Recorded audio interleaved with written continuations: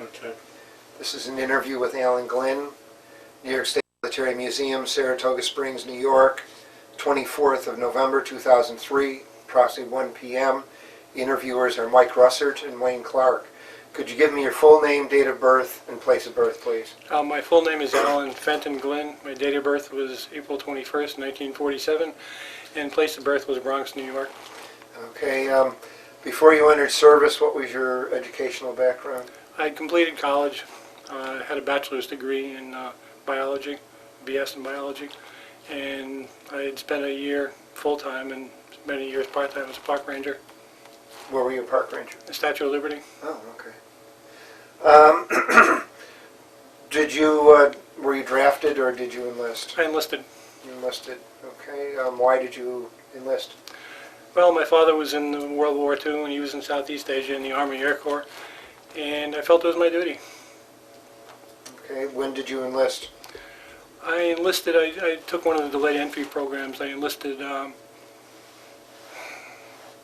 1968. Okay. Where did you go for your basic? I went to Fort Leonard Wood, Missouri for basic and AIT, and then I went out to Fort Sill, Oklahoma, and then overseas. Okay, did you have any specialized training at all? They taught me in survey, and I had explosives ordnance demolition training. Do you think with what you saw in Vietnam, how do you think you were trained that well, or? Yes, I believe I was. I didn't have any problems with their training. Were you assigned a unit, or did you go into a unit when you arrived in Vietnam? That's a good question. I know we spent a couple of weeks at a replacement company getting acclimatized, and I believe then I was assigned to a unit when I was in Cu Chi. And what unit were you assigned to? It was a survey unit, and I really can't remember the numbers. I'm bad at memory in a lot of areas. That's okay. What things did you do in a survey unit? I was there for about 3 months, and we'd go out when they planned to move the guns somewhere, the artillery pieces. We would go out and lay the guns, put down the markers where the guns would be facing, where they'd be placed and everything. And that was fairly interesting. We ended up going to Cambodia and Laos and spent some time at Tay Ninh near Nui Ba Din, which is a beautiful, beautiful area. And after 3 months, my unit went back to Hawaii to Schofield Barracks, and they shipped me up to the Americal because I hadn't been in country long enough. We also, during the first 3 months since we had time, many of us volunteered for Medcaps, Medical Civil Action Patrols, where we would go out and help give shots and medical care to people who it looked like had never seen a doctor before. And that was rewarding. Did you do any of the giving of shots? Or I never gave shots, so the medics did that. What was your job with the unit? We'd prepare the people, we'd do band-aids and such. Mostly it was just to provide guard duty, I believe, and play with the kids. And I got a kick out of the fact that a couple of times both the elders and the young kids would come up to me and start picking at the hair on my arm like I was a monkey or something, because they didn't have hair on their arms, and it fascinated them. A couple of times we'd be leaving a bill after being there for about 8 hours doing the medical stuff, and they'd loose off a few shots at us. They never tried to hit us. I think they did this to show the Viet Cong that they were on the right side. My wife was furious about that, but I understood they never tried to hit us and we didn't shoot back. Were you married at the time you went in? I got married on leave before I went to Vietnam. I met my wife in college. Okay. What other assignments did you have while you were there? When we got shipped up to the Americal, they trained me on an integrated optical system, IOS scope, which was a combination of a laser rangefinder and a starlight scope.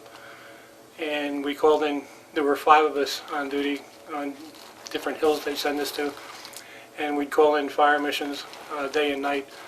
There were 5 of us, and we each worked 2.5-hour shifts, and there were I think 7 infantrymen assigned to guard us.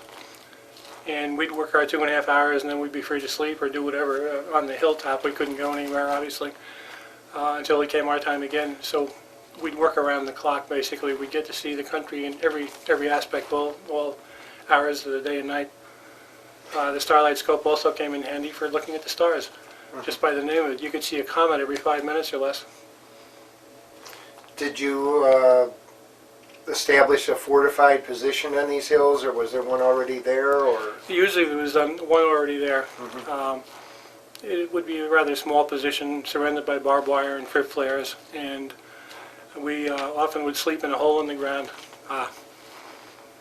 with wooden boards on the bottom, and if we were lucky we had an air mattress, and the hole in the ground would be covered with a piece of metal and dirt. Kept us rather safe from when we were shelled.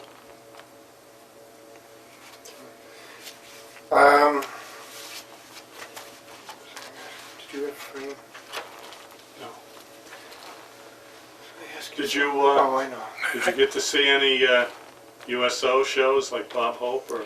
No, I was on guard duty when Bob Hope's show came over, so I got to see the trucks going down towards Saigon, I believe. I think I was in Coochie at the time, so I got to watch the people going to see the show, which I'd really hoped to be able to see him. We all looked up to him, we still do.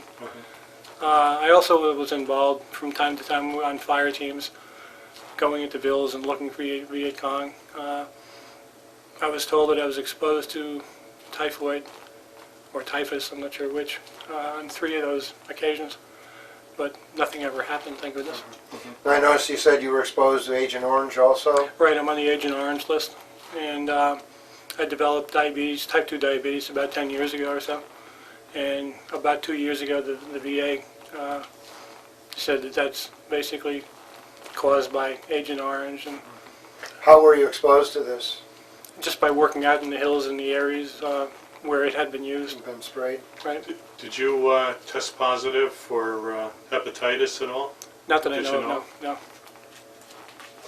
Now, when you wrote about your experiences that impressed you, you said, or greatest impression, you said people who use the war to do bad things. What did you mean by that? I was under the impression that a lot of people who were accused of, or not accused, got away with doing things like shooting up civilian populations. If they had had the chance before the war, they might have done it anyway in the United States. And a lot of people that came over there, and Vietnam was famous for drugs, illegal drugs being used. I think a lot of people came over with habits, and it may have been easier to get over there, but I don't blame the war for all those things. I mean, people, I was in a convoy one time, and people shot up a Buddhist temple that we were driving past for no reason at all, except they wanted to shoot it up. I was on a hill overlooking a place called Duck Pho, where they had a dust-off chopper stationed. It was near My Lai.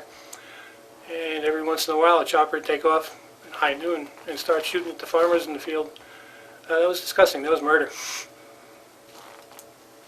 Yeah, what was your impression of Lieutenant Calley and company and the whole Eli situation? Again, there, my wife and I have different views on that.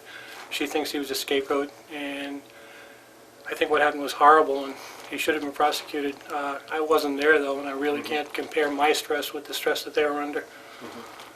Just going by my lifestyle, that is not something that should have been done. What do you mean by stress?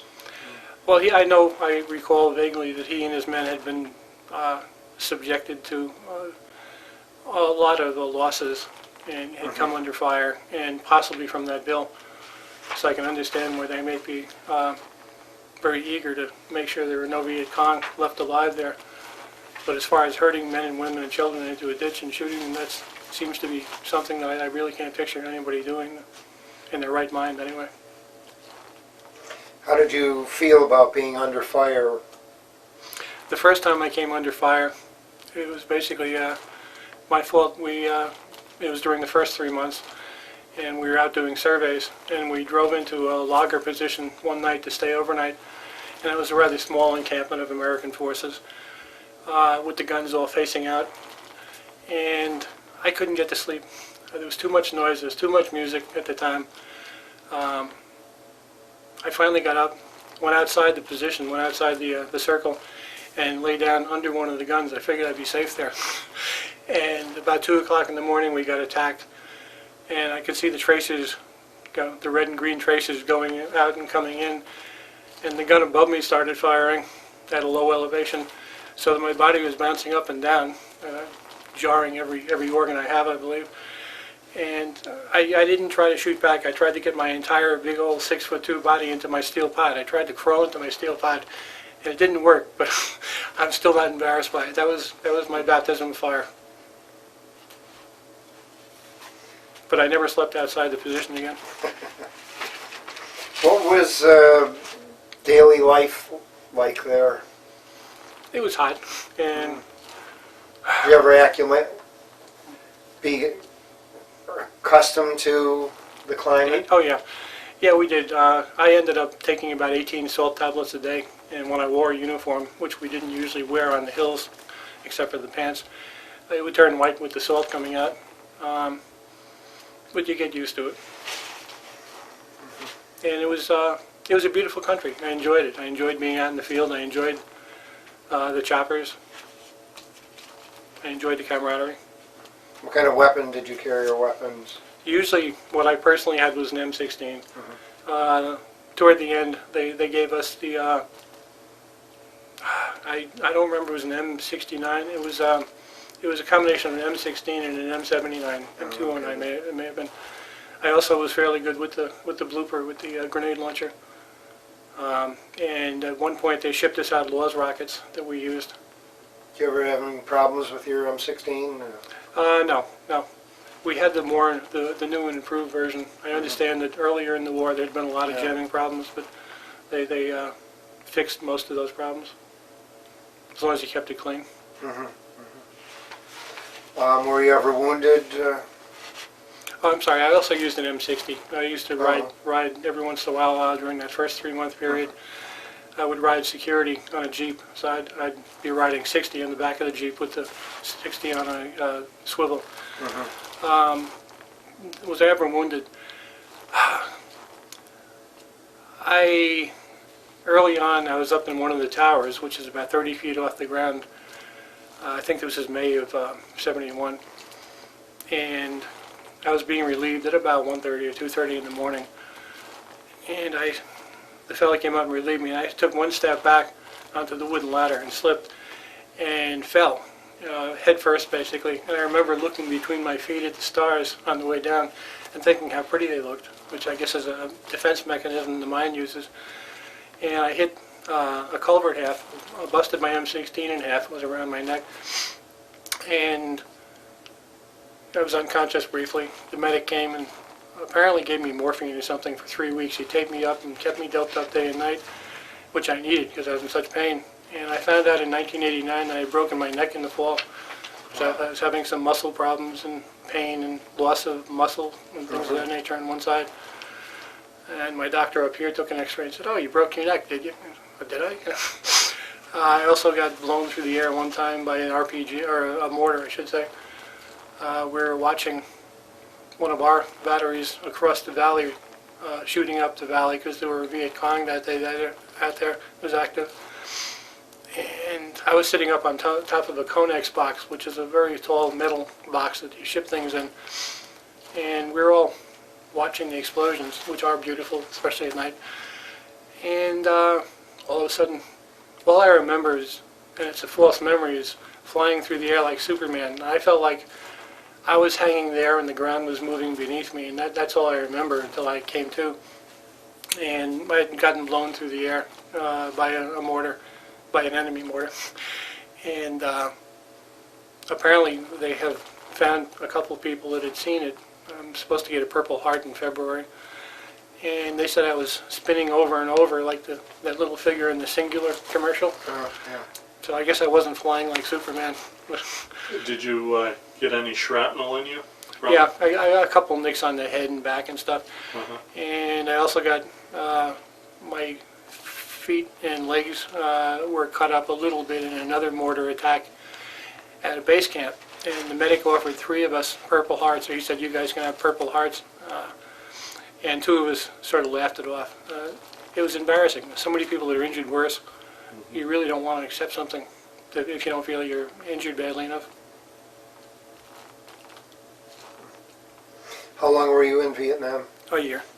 That was enough. How did you feel about the time you were there, the anti-war movement? It didn't bother me as long as they didn't take the side of the Viet Cong. Everybody has a right to protest and to say what they think, but for instance, I'm from New York City, and in Columbia University they ran up the Viet Cong flag. I thought that was an outrage, and I was rather angry about it. How about Jane Fonda? What do you think of her? The same thing. She went over and had pictures taken by an enemy anti-aircraft gun that had shot down an American plane, and I thought that was a traitorous thing to do.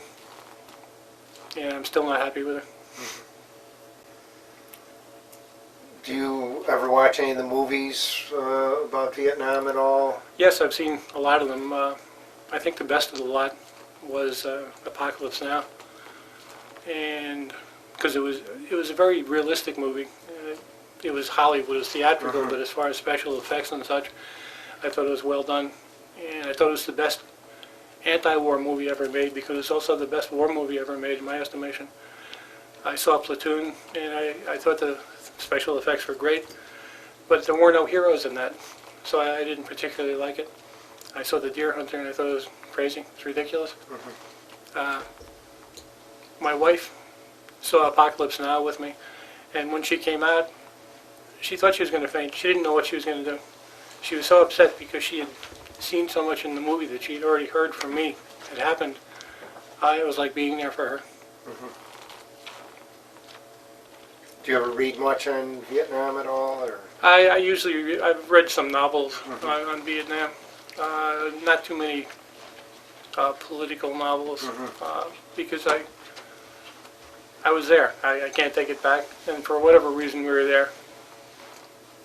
There were rumors we were there because maybe oil was going to be discovered or something of that nature. Never heard anything about that. When you came back, were you greeted with any anti-war protesters, or do you have any bad experiences coming back? No, I have very good experiences coming back. I was one of the lucky ones. We had my wife's town out in Uniondale, Long Island, had a parade for two of us through the town and a picnic in Eisenhower Park. And my wife and I went to Washington for the 4-day opening of the wall, dedication of the wall in, I think, 1982. And that was beautiful. And we made good friends from there that we still keep in contact with. And I have one friend out in Iowa that we call each other a couple times a year. We went out to see him a couple of years ago. He and I both served over there at the same time. We served together for a couple of months.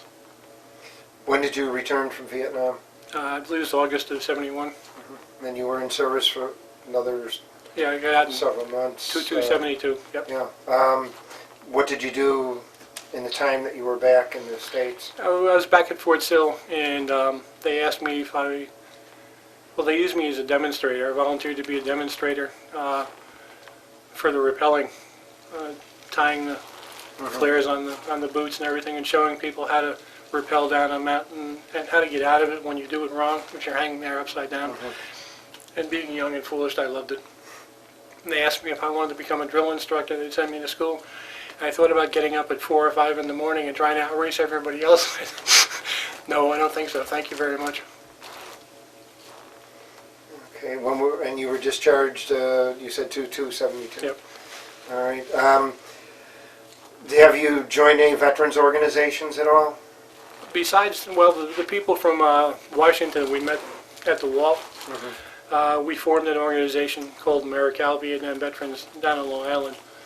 And I used to go to meetings out there monthly until I moved upstate quite a while ago. I hope that's still going on. It was a good organization. It was growing. Up here, about 2 years ago, I joined the Veterans of Foreign Wars. I've never been to a meeting. I've never been to the VFW hall. I just joined it to support them, basically. Not much of a joiner. Have you stayed in contact with anyone that you served with? I know you said you... Well, Dennis Garnett out in Iowa, that I served with for a couple of months, is the only one. There was another fellow down in New York that we met once for lunch at a Chinese restaurant, and for some reason I could never get him to go out again. That might be me and not the war, I'm not sure. Have you suffered any lasting things from the war? Medical? Medical, yeah. I have the diabetes. I have pains in the neck and the right side. I have PTSD. I went to the VA psychiatrist down here a couple of years ago, and he diagnosed PTSD. I guess my emotions are closer to the surface than they used to be before the war. And I know I've been angry since the war. And my whole family and my wife attest to that, unfortunately. When I came back from Vietnam, I was at Fort Sill, and we went to the dentist. My wife went with me because he was going to do some extractions, and she figured she'd drive home. And we were there for 8 hours because I had dry sockets, which really complicates matters. And the fellow was sewing me up, and he was there so long that the dispensary closed, and he couldn't get the right material for the stitches, and they were breaking as he was doing it. So after 8 hours, we came home, and I put my fist through a door, which scared my wife. My wife is about 4'11". She was afraid I'd do this to her sometime, and I don't blame her. I never would, but... How do you think your time in service affected or changed your life? Did it in any way? I know you just mentioned these things. The anger, the emotions. I really can't say how it did, if it did. You know, people say, well, you gave a couple of years to the military, therefore you're that far behind in your business life, etc. I'm glad I went. I'm proud I did it, and have no complaints about it. My major complaints are what happened afterwards. I noticed in this interview that the student did with you, you met someone famous on Ellis Island? Oh, yeah, Francis Ford Coppola. I had the good fortune, he was scouting a location for Godfather 2, and they assigned me to him, and I went over with him for the entire day. And he had his entourage with him, and he'd be singing, humming the theme from The Godfather in the Great Hall at Ellis Island, and pointing out different scenes he would want. And he also told me about the fact that he was going to make another movie about a movie about Vietnam, which turned out to be Apocalypse Now. Oh, so this was before you? It was before. So we traded, yes, some Vietnam stories because he's been talking to vets about it. And he did a good job. He really talked to a lot of vets, I believe. Okay. Do you have anything else you wanted to add, or? No, only what the lady in the Gazette asked me a couple of weeks ago. Do I have anything I would want to say to people today? I would encourage them to be patriotic and to volunteer if that's what they want to do. I think it can really help people grow up. Some people may even need it. But as far as actually being there, it can be too horrible to try to describe or try to remember. I was up here when the wall came over to Cohoes a month ago or so, the traveling wall, and I ran into a couple of vets who were looking at my section of the wall, you know, the time I was there. And I had never looked at that before, even in Washington. I just avoided it. And I have a terrible memory as far as names, especially from Vietnam. And I was standing there looking at it, and I'm looking at a couple of names, and I'm thinking, yeah, he's dead, yeah, I know he was killed, yeah, I saw him get killed. But these are not names I would remember. I couldn't until I saw them. And when these two fellows walked up, my daughter pointed them out, and we went back, and I introduced myself, and they were there at the same time in about the same area. And they had the same problem. They couldn't remember names. I thought that was significant. I thought it was me all those years. Okay, well, thank you very much for your interview. You're welcome.